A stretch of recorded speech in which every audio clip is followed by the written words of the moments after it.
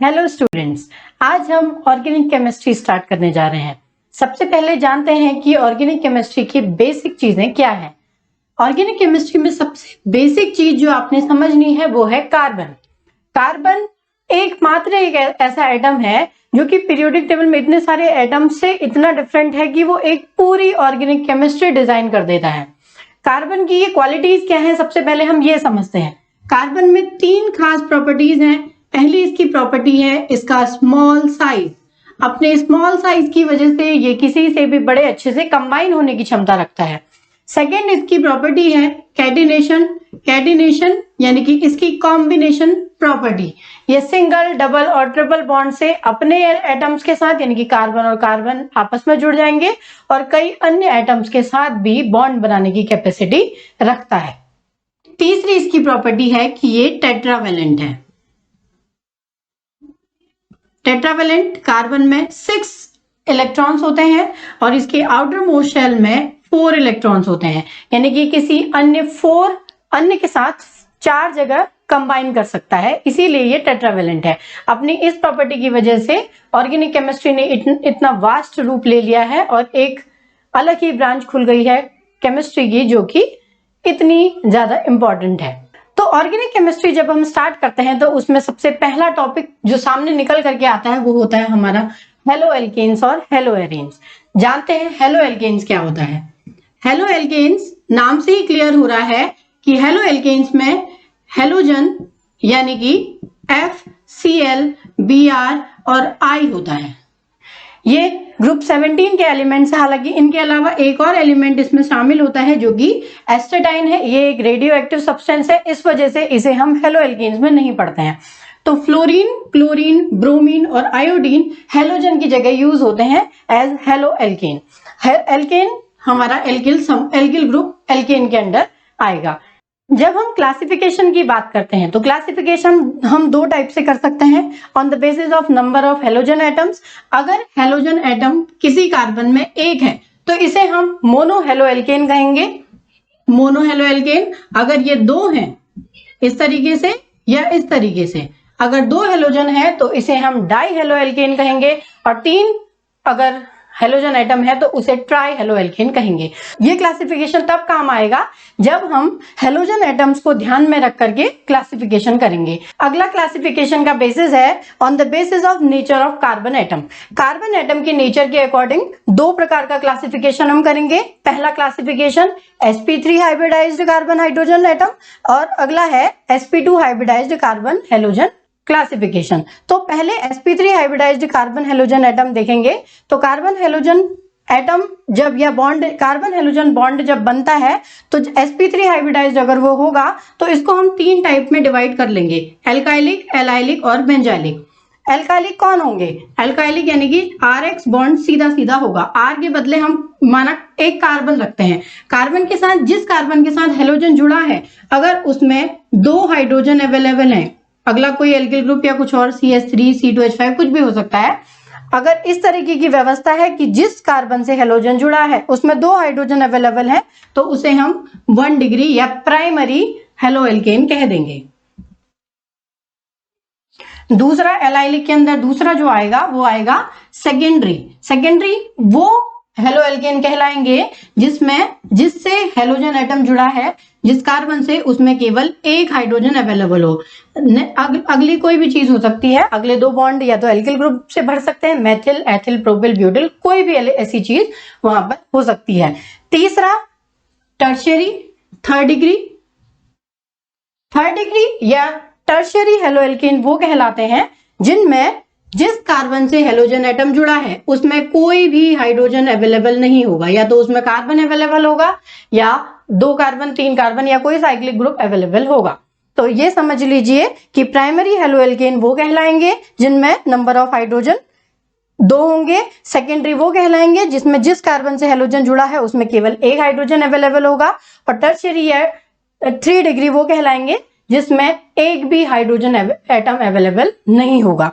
अब अगला क्लासिफिकेशन हम देखेंगे एलाइलिक ग्रुप। एलाइलिक ग्रुप वो कहलाएंगे जिसमें जिस कार्बन से हेलोजन जुड़ा है उसमें तो sp3 हाइब्रिडाइजेशन ही होगा, लेकिन उसके नेक्स्ट जो कार्बन अवेलेबल होगा उसके साथ डबल बॉन्ड से कोई और एटम जुड़ा होगा। यानी कि सबसे सिंपलेस्ट एलाइलिक हैलाइड अगर हम देखें तो वो होगा C double bond C single bond C जिसके साथ कोई हेलोजन जुड़ा होगा। ये हेलोजन माना क्लोरीन है या फ्लोरीन है, और ये होगा CH3 सॉरी ये होगा CH2। ये है, इसमें इसकी वैलेंसी अगर हम देखें तो 3 कंप्लीट है, एक रह गई है, इसीलिए एक हाइड्रोजन जोड़ देंगे। इस कार्बन को देखें तो 2 कंप्लीट है और 2 रह गई है। यानी कि जिस कार्बन से हेलोजन जुड़ा है वो तो खुद एक sp3 हाइब्रिडाइज्ड कार्बन है, क्योंकि इसमें एक भी डबल बॉन्ड नहीं है, लेकिन उससे नेक्स्ट जो कार्बन है उसके साथ डबल बॉन्ड जुड़ा हुआ होगा, और इस वजह से इसको हम एलाइलिक एल्किल हैलाइड कह देंगे। नेक्स्ट है हमारा बेंजाइलिक। बेंजाइलिक एल्किल हैलाइड वो होंगे जिसमें बेंजीन रिंग अवेलेबल होगी। बेंजीन रिंग यानी कि एक साइक्लिक रिंग होती है जो कि प्लेनर होती है, और इसमें एक कार्बन होगा और इसमें एक CH2 ग्रुप होगा। इसको पूरे को हम बेंजाइल कहते हैं, इस चीज को हम कहते हैं बेंजाइल। और इस बेंजाइल से अगर कोई हेलोजन जुड़ा है तो इसे हम कहेंगे बेंजाइलिक हैलाइड। तो sp3 हाइब्रिडाइज्ड जब कार्बन हेलोजन बॉन्ड होता है तो उस दौरान हम इसको 3 टाइप में बांट लेते हैं, 3 पार्ट्स में डिवाइड कर लेते हैं। पहला एल्काइलिक जिसमें 1 डिग्री 2 डिग्री और 3 डिग्री हेलो एल्केन अवेलेबल होते हैं। दूसरा एलाइलिक जिसमें कार्बन एटम जिससे हेलोजन जुड़ा है उससे नेक्स्ट डबल बॉन्ड अवेलेबल होगा। और तीसरा बेंजाइलिक में बेंजीन रिंग जिसमें CH2 ग्रुप जुड़ा हुआ होगा और साथ में कोई हैलाइड जुड़ा होगा, तो इसे हम कहेंगे बेंजाइलिक हेलो एल्केन। जब हम sp2 हाइब्रिडाइज्ड क्लासिफिकेशन की बात करते हैं, जब हमारा CX बॉन्ड sp2 हाइब्रिडाइज्ड होगा तो वो 2 पार्ट्स में डिवाइड होगा, एक विनाइलिक एक एराइलिक। विनाइलिक कौन होंगे? जब जिस कार्बन से हेलोजन जुड़ा है वो कार्बन sp2 हाइब्रिडाइज्ड है और उससे नेक्स्ट डबल बॉन्ड अवेलेबल है, तो इसको हम कहेंगे sp2 हाइब्रिडाइज्ड विनाइलिक हैलाइड। सबसे सिंपलेस्ट विनाइलिक हैलाइड ये होता है। अगर हम इसकी वैलेंसी को देखें तो कार्बन की 2 वैलेंसी कंप्लीट है, 2 इनकम्प्लीट है, 2 हाइड्रोजन जोड़ देंगे, इसमें 2 वैलेंसी कंप्लीट है, 1 बची है, तो ये है आपका सिंपलेस्ट विनाइलिक हैलाइड। अगला एराइलिक हैलाइड जिसे हम हेलो एरीन भी कहते हैं। यहां से हमारा हेलो एरीन स्टार्ट होता है। हेलो एरीन कौन होंगे? हेलो एरीन वो होंगे जिसमें एरियल ग्रुप अवेलेबल होगा हैलाइड के साथ। जैसे इसका सबसे सिंपलेस्ट एग्जांपल है बेंजीन।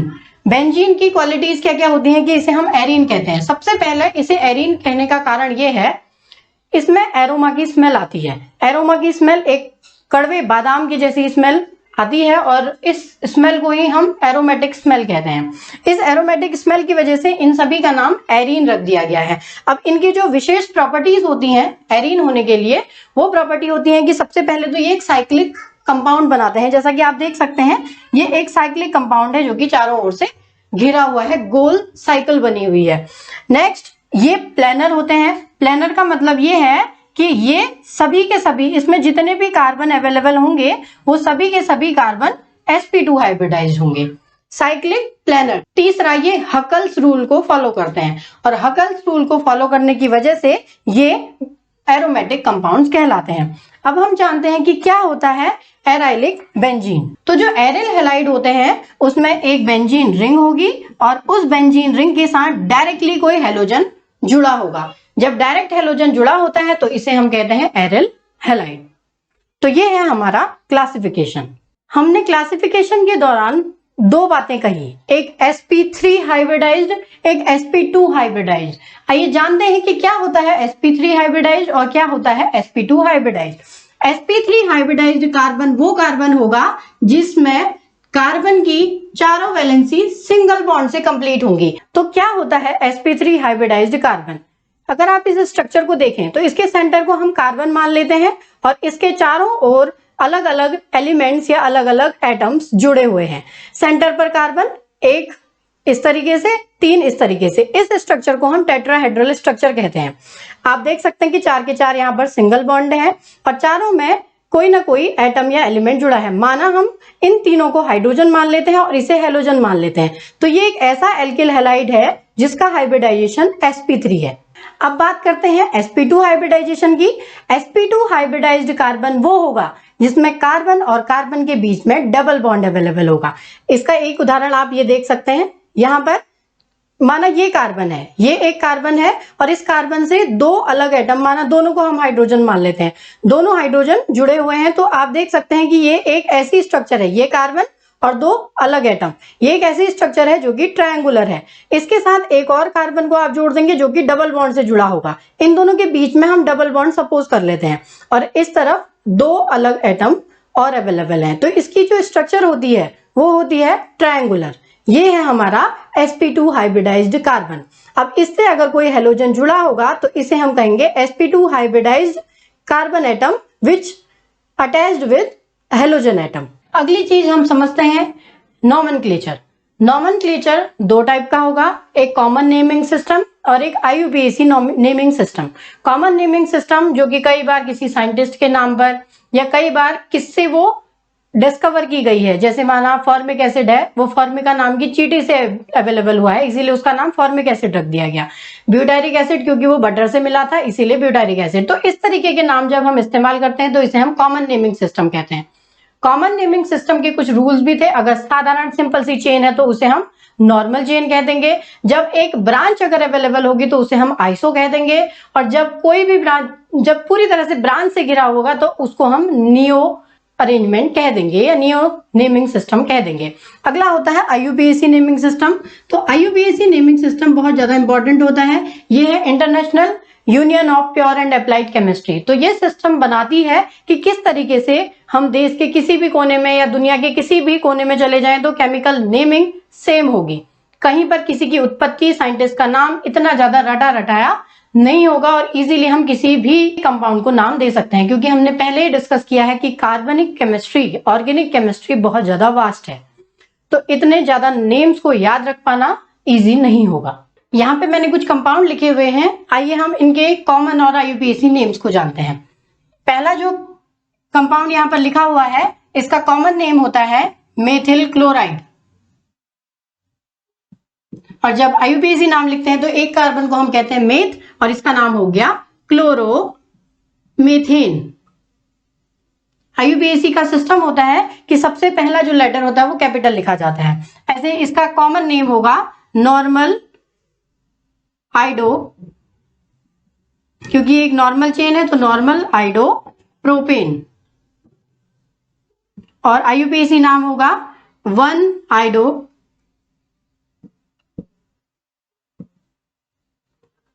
प्रोपेन। ऐसे ही नेक्स्ट नाम होगा इसका, इसको कॉमन नेम इसका होगा iso propyl iodine. Common name होगा इसका आइसोप्रोपिल आयोडीन, और IUPAC नेम होगा 1 2 3, कहीं से भी आप काउंटिंग कर लीजिए, 2 आयोडो प्रोपेन। नेक्स्ट अगर हम देखें तो ये एक ऐसा कार्बन है जिसमें दो हेलोजन अवेलेबल है, दो हेलोजन अवेलेबल है तो इसे हम कहेंगे डाइक्लोरो हेलोएल्केन या डाई हेलोजन कंपाउंड। और जब ऐसा कार्बन जिसमें दो हेलोजन लगातार अवेलेबल होंगे तो इसको हम कहेंगे जैम। और जब यहां पर देखें तो दो कार्बन है, दोनों में अलग अलग जगह हेलोजन है तो इसको हम कहेंगे विक, और इसका नाम होगा जैम डाइहेलाइड और ये होगा विक डाइहेलाइड। अब इनके IUPAC नाम लिखने की आप एक बार कोशिश करिए, और अगर आप नहीं कर पाते हैं तो कमेंट सेक्शन में बताइएगा, एक बार मैं IUPAC नेम्स की ही अलग एक वीडियो तैयार करूंगा। अभी तक हमने हेलो एल्केन के नॉमेनक्लेचर के बारे में सीखा, अब हम हेलो एरीन्स के नॉमेनक्लेचर के बारे में सीखते हैं। हेलो एरीन कुछ कंपाउंड्स इस तरह से हैं।